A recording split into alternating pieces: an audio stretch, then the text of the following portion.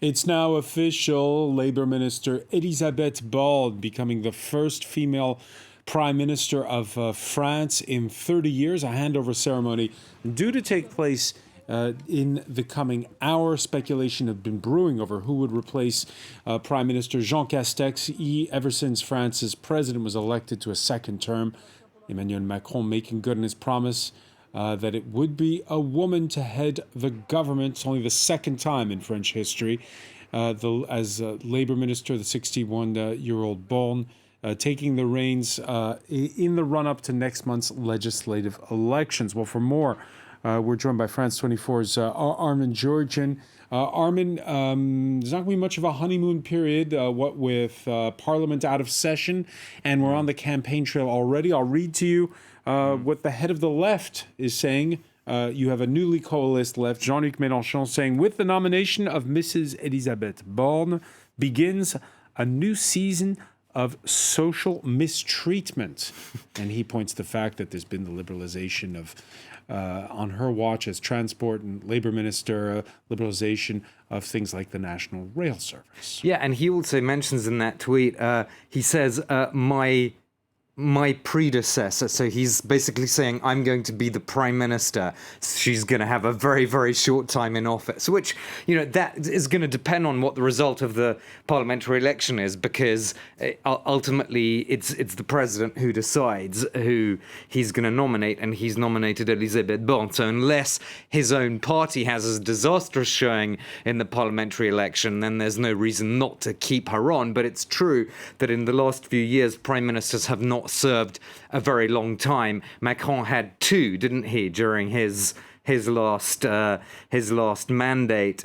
Yes, not much of a honeymoon. It's true, but I think what's interesting is what about this is an earlier tweet that we're seeing from earlier in the day when it was also Jean-Luc ahead of Mélenchon. Will she be from the right or from the right? Yeah, a pinch of irony there. As I said, no honeymoon period. The campaign is on, and it's interesting because you have legislative elections, which are, because of the two-round system, mini elections in every district, and you have the far right. You have the centrist and right conservative bloc in the center, and you have the left, which is coalesced. Yeah, and I'm not sure that Elisabeth Borne's nomination, unless she shows herself to be a particularly impressive campaigner, which is something that she hasn't done in high office before, then I'm not sure that the needle really moves, in the sense that, and this goes back to what Mélenchon was saying in his tweets, essentially what he's alluding to is that people who believe that somebody like Borne, who used to be a kind of traditional, she was not actually a member of the Socialist Party, but she worked for several heavyweight socialist leaders, including former presidential candidate Ségolène Royal. Exactly. That kind of socialist who then switched to Republic on the Move and joined Emmanuel Macron, as she did in 2016, I think as early as 2016, that means that there's all the more reason to vote for, a genuine left alternative. That's what Mélenchon is effectively saying. So, the lines are there. They haven't really changed, in the sense that somebody who left-leaning voter but sort of centrist is probably going to do exactly what Elisabeth Borne did, which is to leave the Socialist Party, not to leave it, but to go to Republic on the Move, instead of sticking with a Socialist Party that is now very, very tiny in its kind of electoral results.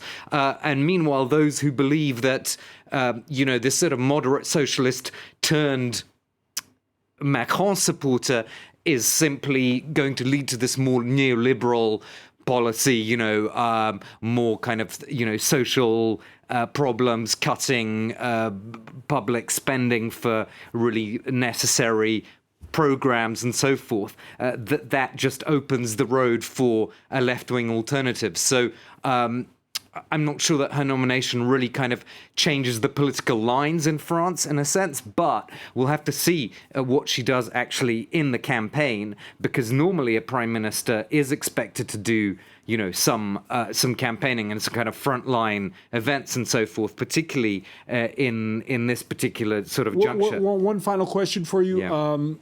Emmanuel Macron re-elected last month, first time a French president has been re-elected in 20 years, in fact, first time ever with a sitting majority, and he is going to have a second 5-year term.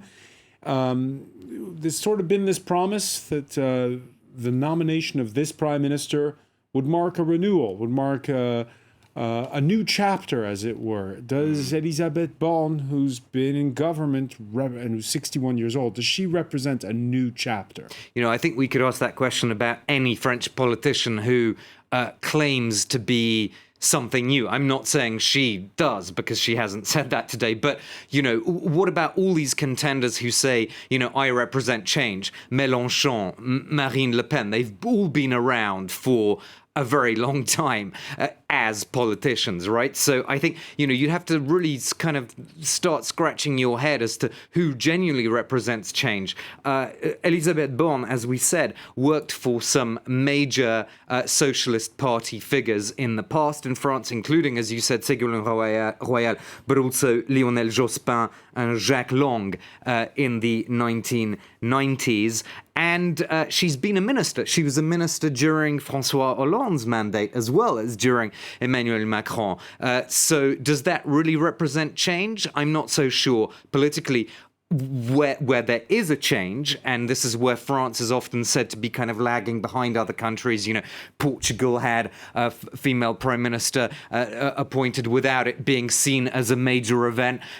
Britain has had female prime ministers. Yeah, it's still a big deal. Yeah, Germany, female chancellor. France has not had a female prime minister for more than 30 years. And I just heard the last incumbent in that post, Edith Cresson, speaking on a French television channel, where she went back over the contempt that she felt and all the kind of verbal attacks that she got from French male politicians back then. It was the early 90s, a different era, you could argue. But interestingly, she was saying the French society has changed. The problem is not with the French public in general. It's the political class that has been very resistant to this change in having really senior women in high posts.